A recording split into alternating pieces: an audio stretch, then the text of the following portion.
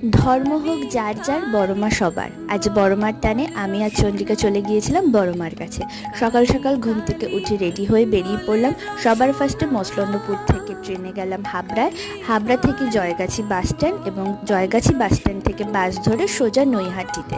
নৈহাটিতে নামার পর একটা টোটো ধরলাম, ধরে সোজা বড় মার মন্দিরে চলে গেলাম।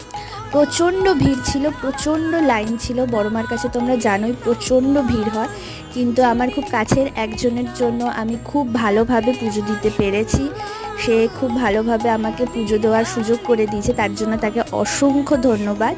তো যাই হোক, তারপর আমরা পুজো টুজো দিয়ে বেরিয়ে পড়লাম গঙ্গার ঘাটে। দেখো পুরো গঙ্গার ঘাট অবধি লাইন, শুধু গঙ্গার ঘাট অবধি না, আরও লাইন ছিল। এখানে একজন মায়ের কাছে দণ্ডি কাটছিল, আমরা কিছুক্ষণ গঙ্গার ঘাটে কাটিয়ে তারপর চন্দ্রিকা একটু কচুরি খেলো, আমিও একটু খেলাম। খেয়ে দিয়ে তারপর আমরা বাড়ি চলে আসলাম। তো আজকের জন্য টাটা, আবার দেখা হবে নেক্সট ব্লগে।